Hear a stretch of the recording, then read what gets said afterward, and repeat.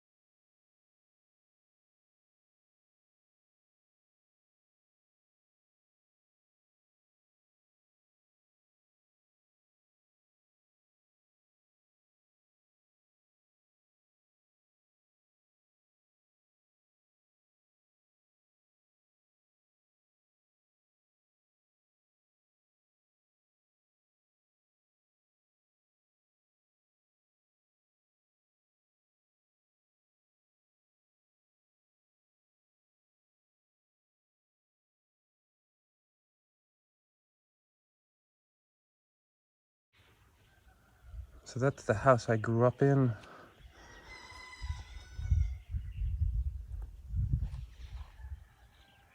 You can see a lot of this part of the neighborhood is pretty good.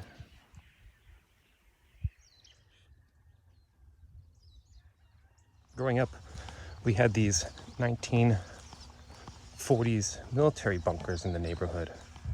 Cement, 1-inch thick walls. They were surrounded by the woods. My sister and I would go explore them.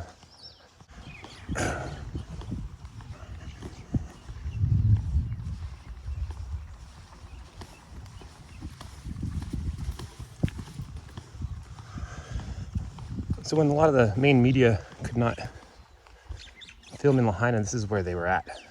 1:40 in the morning.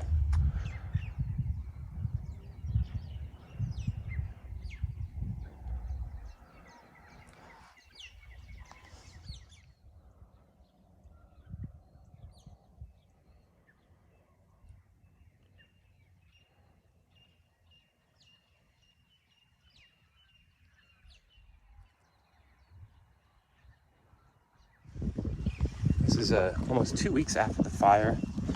The EPA has just come here to mark contaminated good. I don't think they'll be getting out to Lahaina for water and other things. This house completely destroyed. And there we are at the bus stop where my sister and I used to hang out about 30 years ago, waiting for the Kula school bus. This is where the fire started on the other side.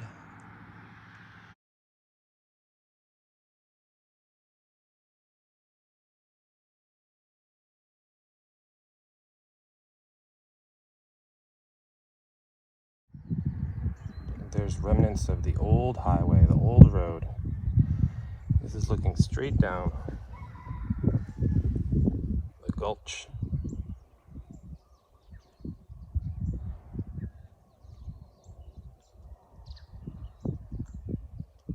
I don't know if you can see it, but I can see small flare-ups. There's the age of the neighborhood. There's see a puff of smoke right there. Hopefully some rain.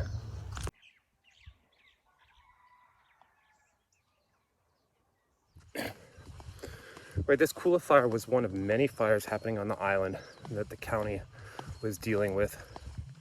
According to my parents, they did have a warning. People did tell them to get out. The community did help out. So it sounds like the conditions here in the country were still very different than the devastation and chaos that unfolded in Lahaina.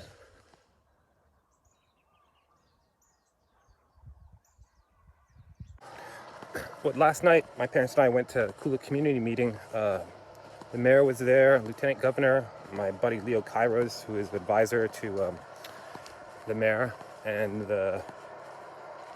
quite a bit of questions about the water quality, but really nothing as serious as what's going on in Lahaina. There was no loss of life here, just structures. So very fortunate in this neighborhood just to lose material things, but trauma nonetheless. I know just being here, it's important for me just to be talking with my parents for emotional support as they also deal with the post-traumatic stress of having to flee their home and thinking that maybe it wouldn't be here in the morning.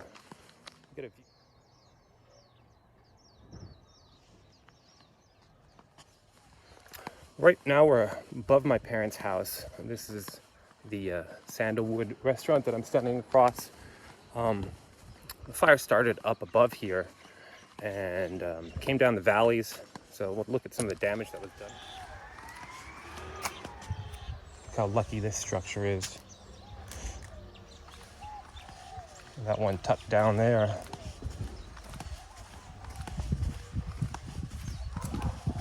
Looks like a chicken coop. Here we got people cutting up green waste. That's a big project right now, is just trimming everything, cutting everything back.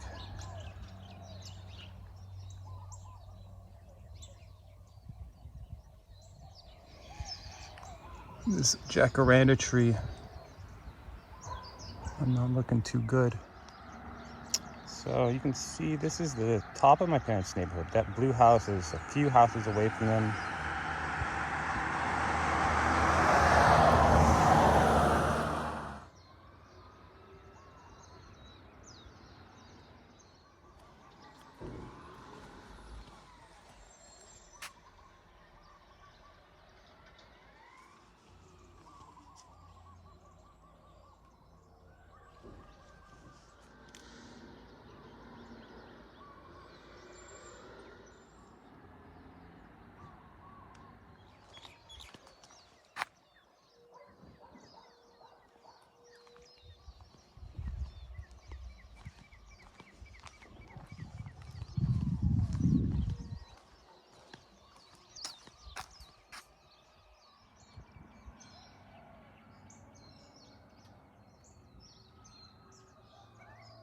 There's their house, still standing.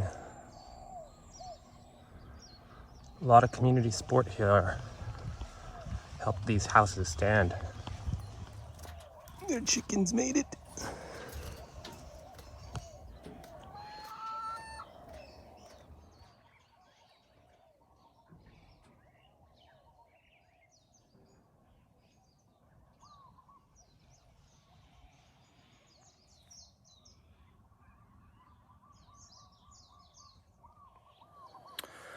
Well, that's a little tour of the neighborhood and some of the most immediate damage around here. There's definitely more. The plan is to maybe try to get the drone up if I can get connectivity and get some better footage, as well as talk to some local people here to see what the experience was like, including my parents.